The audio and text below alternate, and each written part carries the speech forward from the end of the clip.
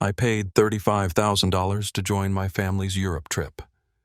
I was at the airport, ticket in hand, or so I thought, until my dad turned to me and said, "I forgot your ticket. Just go home." He hadn't forgotten. They had planned to leave me behind with my grandma, thinking we'd both just fade into the background. But I stayed with her, and we made our own plans. 4 weeks later, they walked off that plane, all smiles, until they saw me standing beside a man in a suit. The color drained from their faces because that man was holding the papers that would change everything. I'm about to share something close to my heart. But before I do, can you say hi in the comments or tell me where you're from? I love hearing how far my story reaches. It's always good to know I'm not alone in this. Thank you. And now let me tell you everything. If you want to hear more stories like this about family betrayal and standing up for what's right, please subscribe to the channel. My name is Evan Carter, and this is what really happened. It was late afternoon in Maple Ridge, Washington, the kind of golden light that slid in low through the blinds and pulled in soft stripes across my small apartment floor. I had just finished a grueling shift at the hospital, 28 patients, 3 emergencies, and the familiar hum of the old MRI machine still lodged in my ears. I dropped my bag in the corner and sat down at my desk where the Dahlia painting my grandmother Helen Renner had given me hung above the chair like a quiet sentinel. Beside it sat the leather-bound notebook she'd pressed into my hands the last summer I spent under her roof. On the first page in her steady, slightly slanted script, she had written, "Write down the things worth remembering, Evan." I reached for my phone without thinking, more out of habit than intention. And there it was, Instagram's uninvited little gift. 11 years ago today, the algorithm served up a photograph of me at 19, lanky and awkward, my arm around Grandma Helen at the San Jose airport. She wore a soft blue sweater, held her battered old suitcase in one hand, and smiled the kind of smile that made you feel like you belonged in the world. I remembered the way her hand felt in mine. I also remembered how just hours after that shutter clicked, her smile had vanished, and nothing between us and the rest of the family was ever the same. My chest tightened, that familiar dull ache spreading. That day had been my first true lesson in what family could really mean and what it could take away from you. If I had fought harder, said something louder, would it have made any difference? Would she have been spared even a fraction of the hurt? Through the window, Maple Ridge looked the same as it always had. Tall pines dark against the burning horizon, the river threading silver through the valley, the place where she had taught me how to bake apple cookies, how to wrap a wound, how to listen with my whole attention. So far removed from Spokane, Washington, the house I grew up in, all neat lawns and cold dinners, where the clink of cutlery filled the silence between my parents' perfunctory, "How was school, Evan?" I opened her notebook and began to write, my pen moving faster than my thoughts. Tell it, so the promise holds. Never let them hurt her again. I didn't yet know where to start, but certain markers were impossible to ignore. A large sum of money, a once-in-a-lifetime trip to Europe, and a ticket for my grandmother that had never truly existed. I closed the notebook, took a sip of coffee gone lukewarm, and breathed in the scent of the old cedar furniture. If this story was going to be told, it would start where it all began. Spring of my 19th year, when my father first told me about the trip of a lifetime. When I think about my childhood, I see 2 versions of home. The first was the suburban house in Spokane where my father, Daniel Carter, buried himself in blueprints and bridge designs, and my mother, Laura, lived by columns and rows on a spreadsheet. Dinners were a formality, a bland rotation of meals eaten to the soundtrack of silverware on ceramic punctuated only by a clipped, "How was school?" and an even quicker nod when I answered. I moved through that space like a shadow present but unseen. And then there was the other home, Grandma Helen's cedar-sided house in Maple Ridge. Summers there were the only months that felt real. Her back porch was a riot of wildflowers, and her vegetable garden brimmed with pumpkins and green beans. Inside, the air was thick with the scent of apple cookies cooling on wire racks, mingled with the faint medicinal note of antiseptic, a holdover from her decades as a nurse. In the evening, she'd settle into the armchair and tell me stories about the patients she'd stayed up all night to save. She taught me to knit lopsided scarves and how to follow a recipe without rushing. Sometimes, when she thought I wasn't looking, she'd sit by the window, fingertips resting on the frame of a family photograph. Her, my father, my Aunt Diane, and me. Her eyes would drift far away somewhere I couldn't follow. Aunt Diane, my father's younger sister, lived in Eugene with her husband Richard, a real estate developer who measured success in luxury square footage. Their kids, Emily and Jake, were polite in the way children are when they've been reminded to be, but they rarely looked up from their phones. Visits from them were rare, and phone calls to Grandma on holidays carried the polished distance of obligation. It was in the spring of my senior year of high school that my father called with what he framed as thrilling news. The entire family was going to Europe, London, Rome, Venice, and he emphasized, "Mom will be coming too." My mother chimed in to declare it a once-in-a-lifetime opportunity, adding that Diane, Richard, Emily, and Jake would be joining us. Then came the condition. My parents suggested that Grandma contribute $35,000 to cover her ticket accommodations and travel insurance. She hesitated, citing her health, but I jumped in before the pause could stretch. "I'll take care of you the whole trip, Grandma. Please come." She sighed, her eyes softening. "If it's what you want, then I'll go." From there, a strange warmth seemed to spread through the family. My father began calling her more often, inquiring about her blood pressure, her diet. Diane sent an expensive silk scarf with a note. "You'll look perfect in this, on the shams." Then, one weekend, the entire Spokane contingent descended on Maple Ridge for an impromptu gathering store-bought cake on paper plates. Emily and Jake scrolling on their phones in the corner. Late that evening, as I walked past the kitchen, I caught my mother's voice, low and conspiratorial, over the phone.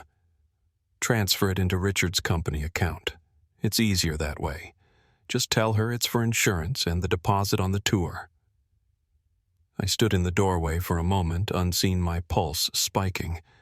I didn't understand the whole picture yet, but unease settled in my stomach like a stone.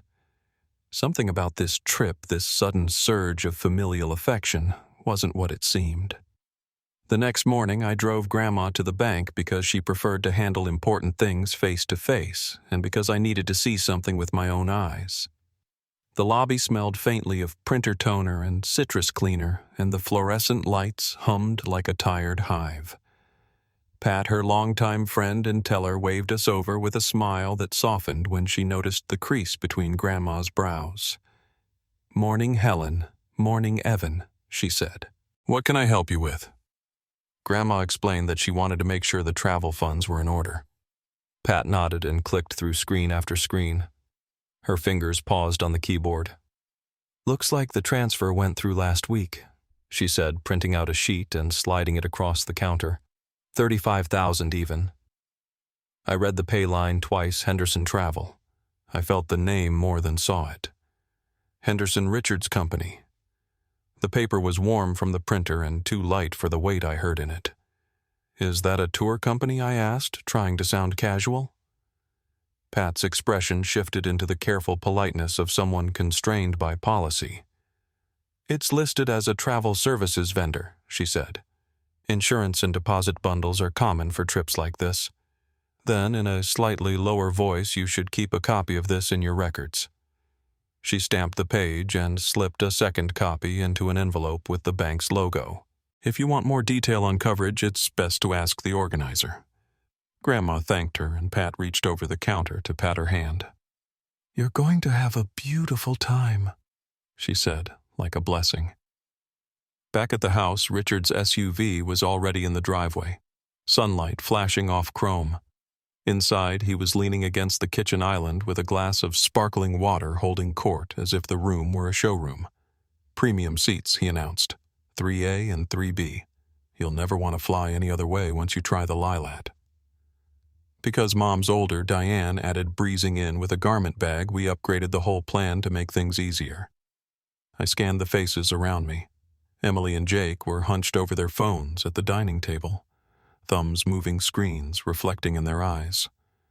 No one said a word about Grandma's seat. "What's her seat number?"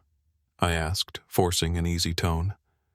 "Your father's handling the itinerary," Diane said, smiling tightly. "It's all streamlined." When Dad and Mom arrived an hour later, I pulled Dad aside near the hall tree where Grandma kept her raincoat and a jar of buttons. "Can I get the booking code?" I asked. "I'll check her in early. Request a wheelchair for the connection. Make sure she's near the aisle." He tightened his jaw the way he did when a junior engineer questioned his design. "I've got it," he said. "Don't worry." "I'm not worried," I said. "I'm preparing." "It's under control," he replied, ending the conversation as neatly as he filed blueprints. After dinner, I took out the trash. The evening air smelled like damp earth and wood smoke from a neighbor's stove. When I lifted the lid of the recycling bin, a folded sheet had landed awkwardly on top of the magazines. I shouldn't have looked. I did. It was a printout passenger names, flight numbers, and a neat grid of letters and numbers. My eyes landed on Helen Renner and then snagged on the faint graphite mark someone had dragged through it. In the margin in square handwriting, 2 letters, WLCXL. I stood under the porch light, letting the moths orbit the bulb, and tried to slow my breathing weight listed or canceled. For a moment, I told myself there had to be an explanation. Some temporary error, a duplicate record. I slid the paper back where I'd found it and went inside. I used the landline in Grandma's living room because it was quiet there and because she'd always said that real business happened on a real phone.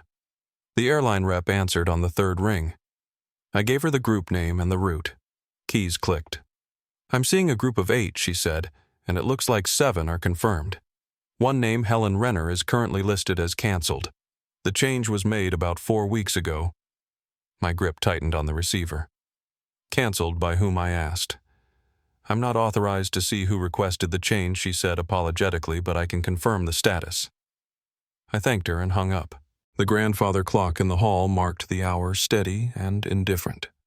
I found Dad by the sink, rinsing a wine glass, sleeves rolled to his elbows. "The airline says Grandma's reservation was canceled," I said. 4 weeks ago." He didn't turn around. "Systems glitch all the time," he said. "Don't let some call center agent wind you up." "Then give me the booking code," I said more sharply than I intended. "I'll fix it."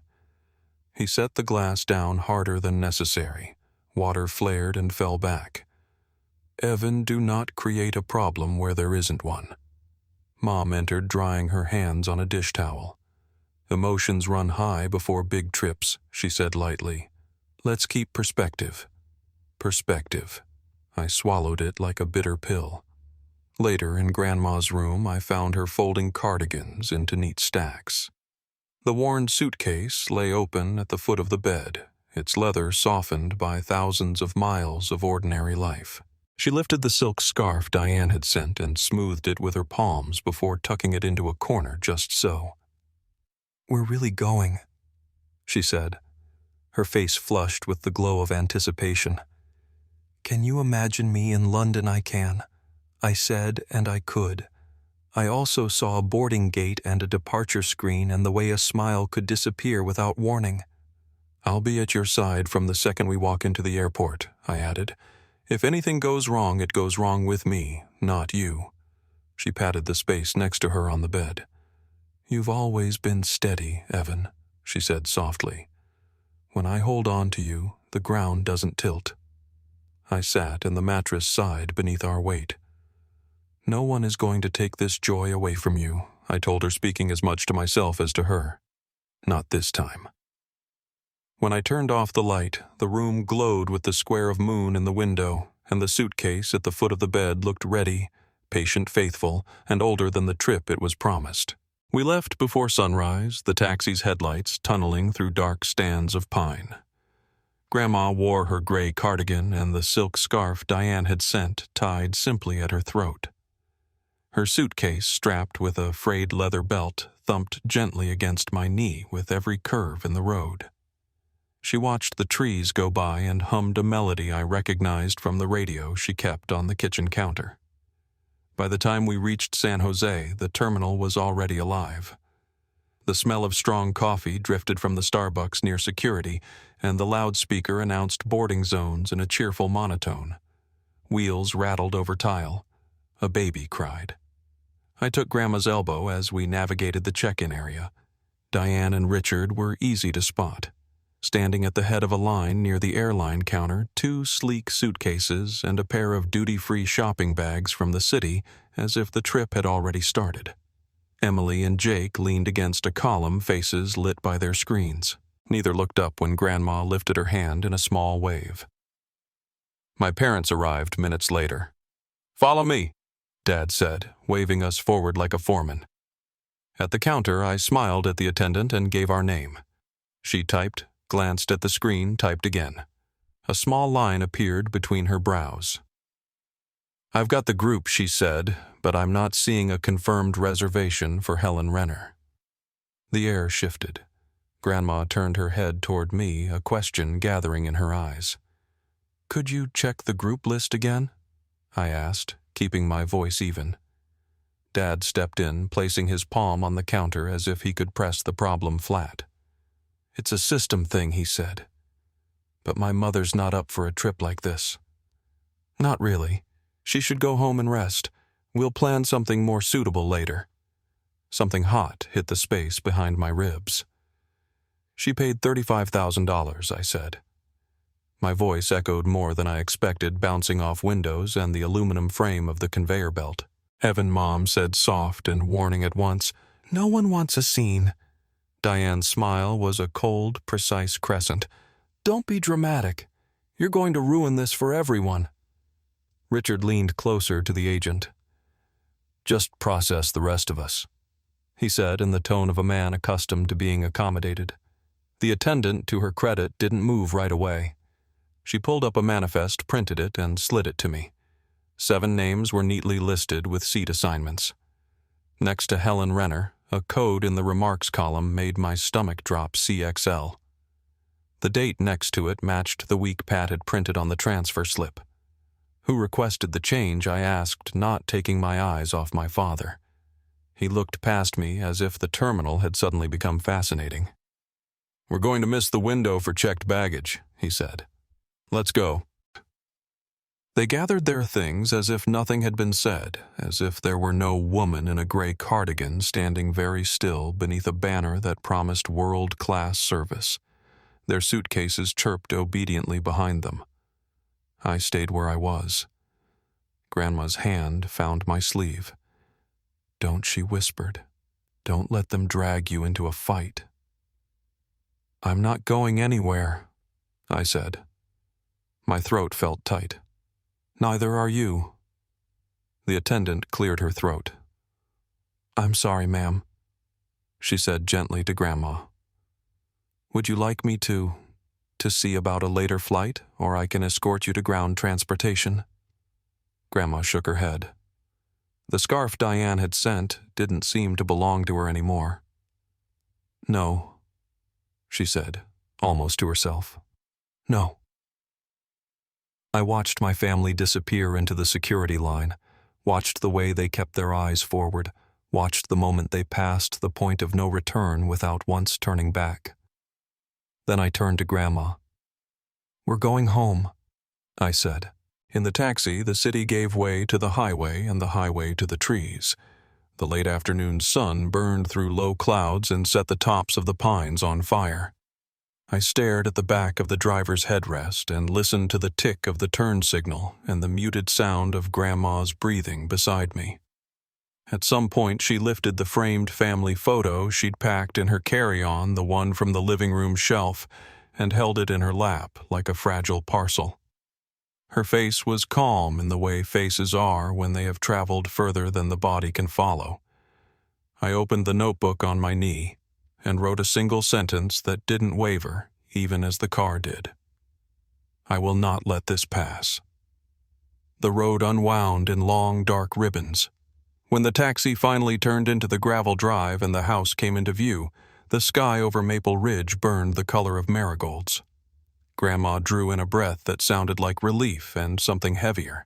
We stepped out into the cool air, and the old suitcase, faithful companion of 1,000 imagined journeys, bumped once against the porch step as if to remind us both that we had come back without the world we'd been promised. The morning after we returned from the airport, the fog still clung low over Maple Ridge. I drove into town, my hands tight on the steering wheel, and parked in front of Riverside Bean. The cafe smelled of fresh ground beans and cinnamon from the morning pastries. A wall clock ticked slowly above a shelf of mismatched mugs. At a corner table sat Mark Sullivan, his posture relaxed, but his eyes alert, the kind of eyes that notice what others miss. I slid into the seat across from him, the manila envelope on my lap feeling heavier than it was. "Thanks for meeting me," I said. "I'm told you've got something important," he replied. I started from the beginning, the sudden way my family had become attentive. The suggestion that Grandma contribute $35,000 to a once-in-a-lifetime trip, the weeks of evasive answers, and finally the morning at San Jose when her name had been absent from the list. I pushed the printout from Pat across the table, then the airline manifest from the check-in desk. Mark Sullivan studied them with the patience of a man assembling a puzzle. If this is accurate, it's not a misunderstanding. It's financial exploitation of an elder, which means we treat it as both a crime and a breach of trust. He looked up. "I'll need more witness testimony. Complete financial trail. Anything that proves intentional removal of her from that trip after payment was taken." Aaron came to mind, the airline employee who had heard my father say she wasn't well enough to travel. "I think I can get that," I said. When I brought it to Grandma that afternoon, she was at the kitchen table peeling an apple in one unbroken coil. I told her I wanted to file a formal report. She set the knife down and shook her head. "They're my children, Evan. You don't take your own to court. They took you to the airport in front of the world and left you there," I said. "If you stay silent, they'll do it again to you or someone else. You've spent your life saving people. Let me return the favor." Her fingers tightened around the peel before she let it drop into the bowl. She didn't say yes, but she didn't forbid me either. The next day, Pat printed a certified record of the transfer complete with timestamps and account details, every figure matching the Henderson travel account. Aaron agreed to write a statement describing my father's words at the counter, the exact phrasing about her not being well enough to go. That night, while I was cataloging the evidence, my phone buzzed with a message from a college friend in London. Look who I just ran into. It was a photo of Daniel, Laura, Diane, Richard, Emily, and Jake in front of Big Ben Arms linked in perfect symmetry. I stared at the image, then at the scarf around Diane's neck, silk dove gray, with the faint blush pattern Grandma's scarf, the one she had folded into the corner of her suitcase. I could almost feel the fabric between my fingers. I sent the photo to Mark. Minutes later, he called. When they return, we serve the papers at the airport. They'll have no chance to spin it first. I ended the call and looked again at the frozen smiles in the picture, at the tower behind them and the scarf in front. I thought of the silence in the taxi that day, the way Grandma had clutched the family photo like a lifeline. This time I told myself, no one walks away untouched. 4 weeks later, I stood with Mark Sullivan in the echoing arrivals hall of Oakland International. The air smelled faintly of metal and disinfectant, the kind of scent that clings to luggage belts and boarding gates. My bag was heavy with the folder, Pat's bank record, Aaron's statement, the passenger list. "They'll be through here in a few minutes," Mark Sullivan said, scanning the crowd. I recognized them before I saw their faces. Daniel's stride, Laura's beige trench coat, Richard's tailored blazer, Diane's deliberate poise. Their suitcases rolled behind them, tags marked LHR London, and there it was, the gray silk scarf around Diane's neck, draped as if it had always been hers. We stepped forward together. Daniel Carter, Laura Carter, Diane Cooper, Richard Cooper. Mark Sullivan, said, his voice carrying over the hum of reunions and farewells. I'm with Adult Protective Services. This is a summon for investigation into elder financial exploitation. Daniel's face flushed a deep, furious red. This is a mistake, he said, looking around as if for an ally in the crowd. Laura turned on me. You've destroyed this family, she said, her voice trembling not with grief, but with anger. Diane's smile was slow and cutting. Just like your mother, she said. Sentimental, foolish, predictable. Mark Sullivan held his ground. In addition to the initial $35,000 records, show that while in London, Henderson Travel withdrew an additional $6,000 from a joint fund belonging to Ms. Helen Renner. For a heartbeat, no one spoke. The crowd seemed to part around us. I'm doing this for her, I said quietly, my voice steady. Not for you, and not for me. They gathered their luggage without another word, pivoting toward the exit. As they did, a camera flash popped.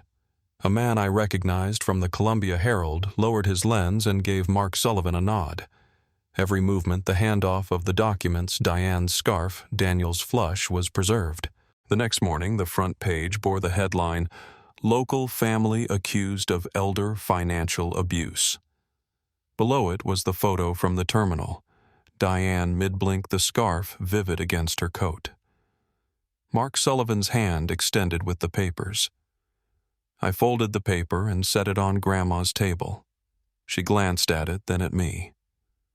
For the first time in weeks, the corners of her mouth lifted just slightly. I knew it was far from over. They would hit back harder than before, but this time we were already standing. The week after the airport confrontation, Maple Ridge's courthouse stood under a cold gray sky. The old brick walls seemed to hold decades of whispered disputes, and the varnished wooden benches creaked when we sat. I was beside Grandma and Mark Sullivan, the case files arranged in a neat stack on the table before us. Across the aisle, Daniel, Laura, Diane, and Richard sat shoulder to shoulder with their sharply dressed attorney, their faces drawn tight in rehearsed composure. When the session began, Mark Sullivan methodically laid out the evidence, the certified bank transfer record from Pat the airline's passenger manifest and Aaron's written statement. His voice was steady, free of the heat that burned in my chest. The opposing attorney rose smoothly. These funds were a voluntary gift, he said, his tone almost pitying. The trip's arrangements changed due to legitimate concerns for Ms. Renner's health. Erin was called to the stand. She sat straight, her hands folded in her lap, and repeated word for word what my father had said at the counter that morning. My mother isn't strong enough to travel, her ticket's already canceled. She confirmed that Grandma had never requested a cancellation.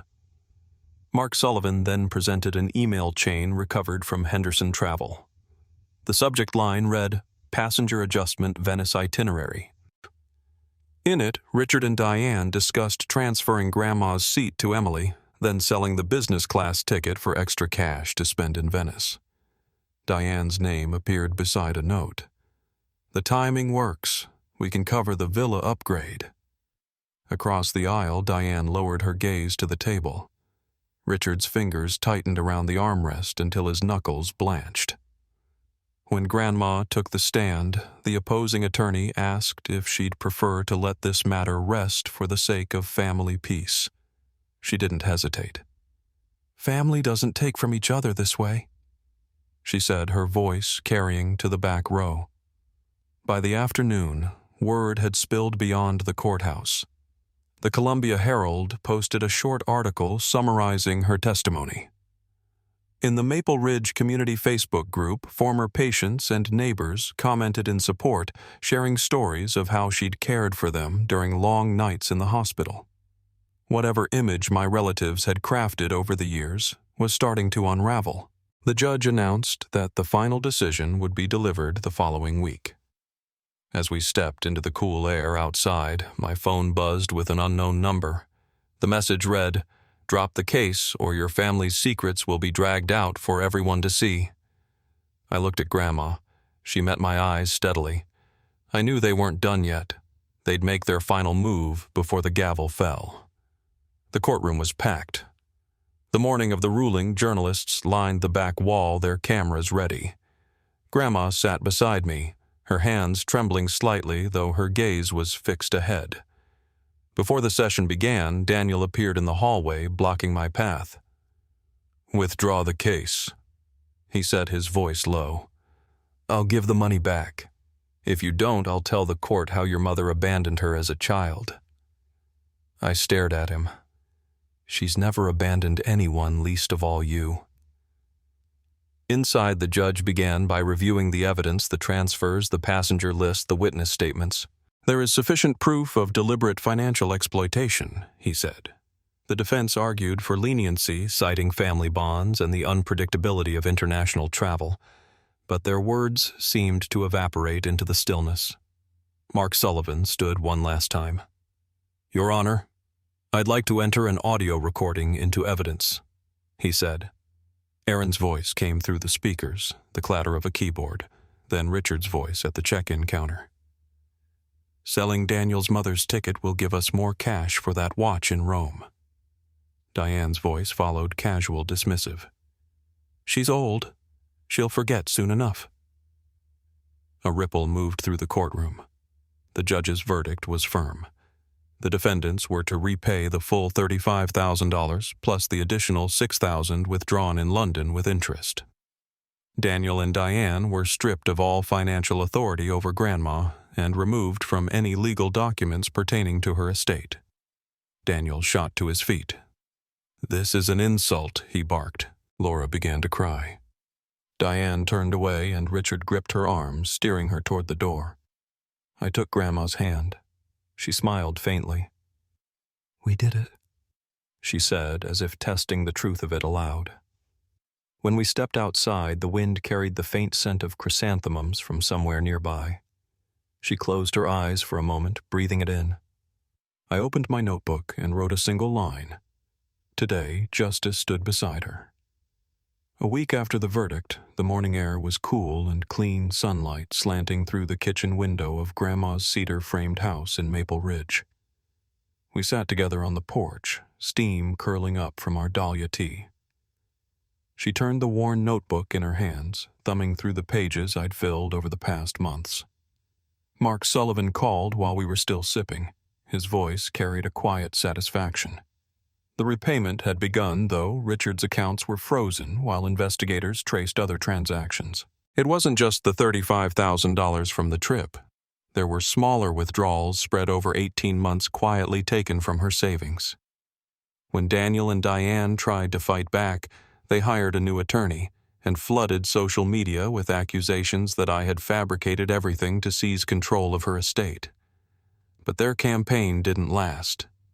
Former patients, retired nurses, and neighbors came forward sharing stories of her kindness, how she'd driven them to the hospital in snowstorms, stayed by their bedsides, bought groceries when cupboards were bare. The community pressure was so relentless, the appeal was dismissed before it reached the docket. One afternoon, while sorting through a stack of old boxes in her spare room, I found a bundle of letters from my grandfather. In one, he wrote about the year Daniel left home at 19, leaving her to raise Diane alone. She read it over my shoulder and said quietly, "They'd hoped to use this as a weapon against you. But everyone has mistakes. What matters is what we choose to do afterward." She decided to rewrite her will. I would be named sole manager of all her assets and savings, with an explicit clause preventing Daniel, Diane, or Richard from having any financial authority over her. Most of her money, she said, would go to a scholarship fund for medical students from Maple Ridge. That evening, as the light shifted through the trees, I realized this fight had never been about revenge. It was about ensuring she could live and be remembered on her own terms. She squeezed my hand. "You did what I couldn't," she told me. "You stood up to family to protect what's right." Before leaving, I hung her dahlia painting back in the living room. The late sun lit each petal until it seemed the flowers were burning with quiet fire. The story was finally in its rightful place. The truth was no longer hidden. By the start of 2026, the Dahlia painting hung above my desk at the Maple Ridge Hospital. My notebook, nearly full, rested beside the day's patient charts. Between appointments, I added the last fragments of her story, writing in the same steady hand she had once taught me to hold. Grandma's days became gentle but full.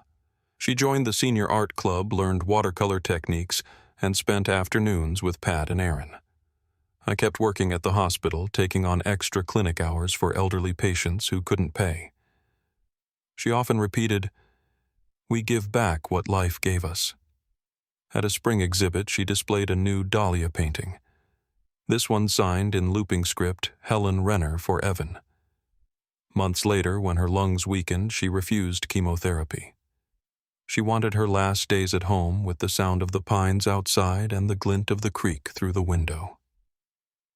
On her final morning, she called me her doctor and smiled before drifting to sleep for the last time. Her funeral was simple marigolds on the altar, a modest service at the Maple Ridge Church.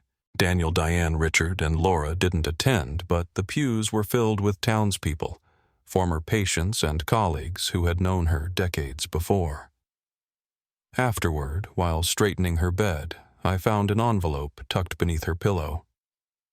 "Evan, you are my light. Don't let the world harden you." Inside was a folded plane ticket to London, never booked, with a note.